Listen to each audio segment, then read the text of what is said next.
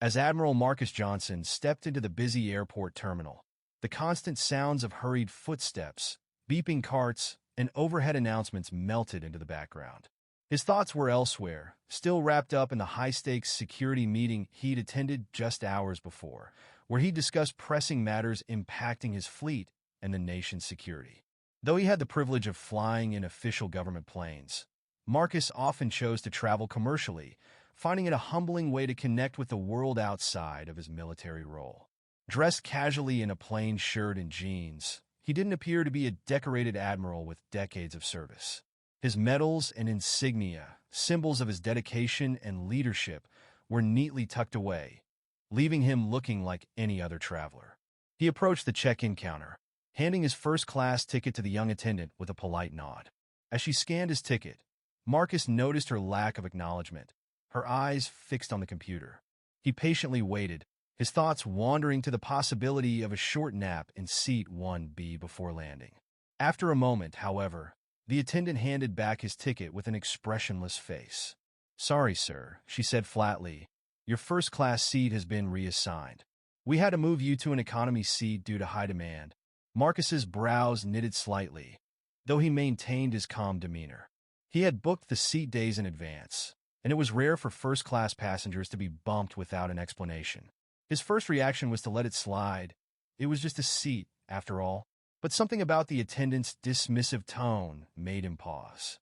He glanced around, noticing that other first-class passengers, many of whom appeared to be well-dressed business travelers and vacationing families, were receiving polite, attentive service. "Is there a particular reason my seat was reassigned?" he asked, keeping his voice polite. "It's an overbooking situation," she replied curtly, her gaze avoiding his. Marcus had flown more than most people in his lifetime, and he understood that overbookings happened, but rarely was it handled so abruptly, especially not for first-class reservations. He took a deep breath, considering his options. As he waited for a clearer response, he felt the weight of a few lingering glances around him. His appearance, his presence, it often drew assumptions, and this time was no different. "I'd like to speak with your supervisor," he said quietly. After a moment of hesitation, the attendant called over her supervisor, a man in his 50s with a tight-lipped smile. The supervisor approached with an air of rehearsed professionalism. "What seems to be the problem, sir?" he asked, glancing briefly at Marcus before shifting his attention to the screen. "My first-class seat was reassigned without explanation," Marcus replied. "I had a confirmed reservation." The supervisor scanned the screen, listening as the attendant quickly explained. Without directly addressing Marcus, he nodded. "I apologize for the inconvenience, but we had to accommodate another passenger, and first class is now fully booked. I'm afraid you'll have to take the economy seat." Marcus felt a wave of frustration, but years of leadership had taught him the value of keeping his emotions measured.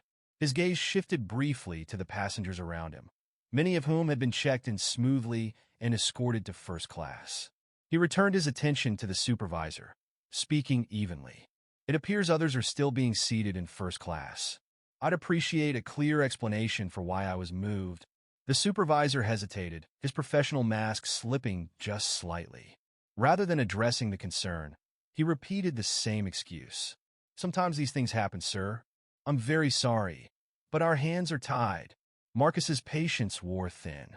After years of commanding respect and handling difficult situations, he wasn't one to stand idly by when faced with apparent discrimination. He straightened his posture, letting his natural authority fill the space. "I'd like to have a word with the pilot," he said firmly. The supervisor hesitated, thrown off by the unexpected request, but Marcus's steady gaze left little room for objection. The man eventually nodded, motioning to a nearby staff member to bring the pilot to the counter. Marcus watched the reactions around him as he waited, noticing the mix of curiosity, confusion, and judgment on the faces of the other travelers. After a few minutes, the pilot, a tall, sharp-eyed woman in her mid-40s, arrived. She looked at Marcus with a respectful nod, and he could see that she immediately recognized his presence as more than an ordinary traveler. "Is there a problem here?" she asked, glancing between Marcus and the supervisor. Marcus met her gaze, deciding to reveal his rank directly. "Yes, Captain. I'm Admiral Marcus Johnson of the Navy. I had a confirmed seat in first class, but it appears there was a mix-up. He kept his tone professional, avoiding any hint of hostility. The pilot's face softened with understanding. She glanced at the supervisor, her expression suggesting that she was already piecing together the situation. Admiral Johnson, I apologize for the confusion. If you'd like to follow me, I'll make sure everything is sorted. As they walked toward the plane, Marcus felt a sense of relief, but also a familiar sting. Moments like these reminded him that despite his rank and years of service, assumptions were often made based on appearances, not achievements. Once on board, the pilot personally escorted him to his original first-class seat, offering a sincere apology. Settling into his seat, Marcus looked out the window, thoughts swirling. He'd faced challenges and misunderstandings before, and he'd always handled them with resilience. But this experience reminded him of the work that still lay ahead, not just for himself, but for others who deserved to be treated with respect and dignity. As he watched the runway blur into motion, he resolved to use this experience to fuel his continued efforts for change and respect both within and beyond the Navy. In the meantime, he knew there was still much to be done, and he was ready for whatever challenge came next. The supervisor's face tightened in response to Marcus's request. "There's no need to involve the captain, sir. We can resolve this right here," he replied, attempting to downplay the situation. Marcus held firm, his voice calm, but unmistakably resolute. "I insist. I think the captain would be interested to know that an admiral in the U.S. Navy is being met with difficulty in boarding this flight." Dropping his rank wasn't something Marcus did lightly, but in this instance, he allowed the title to do its work. The supervisor's composure faltered, the reality of Marcus's position dawning on him. It was clear he'd underestimated his customer, likely making assumptions that left him now scrambling to regain control. "Please, wait here," the supervisor said, his voice edged with a new urgency as he hurried away, perhaps to consult with higher-ups. Standing alone once again, Marcus noticed the curious glances and whispers from travelers nearby.